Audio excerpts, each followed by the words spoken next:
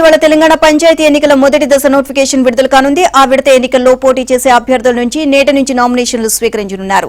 ఇక పంచాయతీ ఎన్నికల్లో బీసీ రిజర్వేషన్లు తగ్గాయంటూ విపక్షాలు వివిధ సంఘాల ఆరోపణలు అవాస్తవమని తెలంగాణ ప్రభుత్వం తేల్చి చెప్పింది.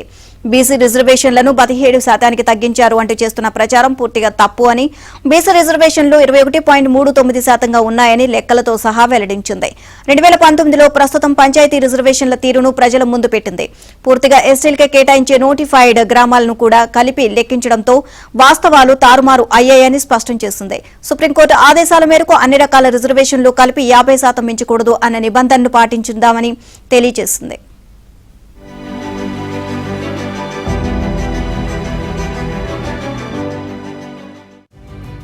తెలంగాణలో మొత్తం 12,760 గ్రామ పంచాయతీలు ఉండగా అందులో 2,537 గ్రామాలు షెడ్యూల్ ప్రాంతాల్లో ఉన్నాయి.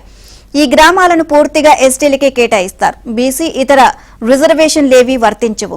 నాన్ షెడ్యూల్ ప్రాంతాల్లోని మిగతా 10,223 పంచాయతీల్లో బీసీలకు 2,186 పంచాయతీలు రిజర్వ్ అయ్యాయి. అంటే 21.39% పంచాయతీలు బీసీలకు కేటాయించారు. 2019 పంచాయతీ ఎన్నికల్లో బీసీలకు 22.78% రిజర్వేషన్ అందించింది. అయితే గతంలో రాష్ట్రంలో 1177 ఎస్టీ నోటిఫైడ్ పంచాయతీలు ఉండగా ఈసారి ఆ సంఖ్య 1248కి పెరిగింది.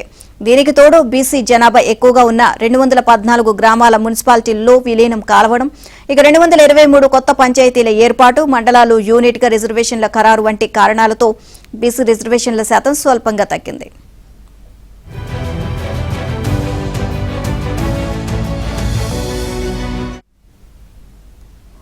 పంచాయతీ ఎన్నికల్లో బీసీలకు రిజర్వేషన్లు తగ్గడంపై రాష్ట్ర వ్యాప్తంగా బీసీ నాయకులు, బీసీ సంఘాల ప్రతినిధులు తీవ్ర ఆగ్రహాన్ని వ్యక్తం చేశారు. జీవో 46ను వెంటనే రద్దు చేయాలని, బీసీలకు 42% రిజర్వేషన్లను చట్టబద్దంగా కల్పించే వరకు పంచాయతీ ఎన్నికలను వాయిదా వేయాలని డిమాండ్ చేశారు. లేని పక్షంలో ఆందోళనలు ఉధృతం చేస్తామని రాష్ట్ర ప్రభుత్వాన్ని హెచ్చరించారు.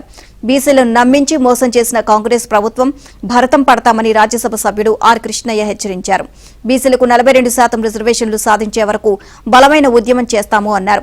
ఇందులో భాగంగా 29న రాష్ట్ర వ్యాప్తంగా రహదారుల దిగ్బంధం చేయనున్నట్లు ప్రకటించారు.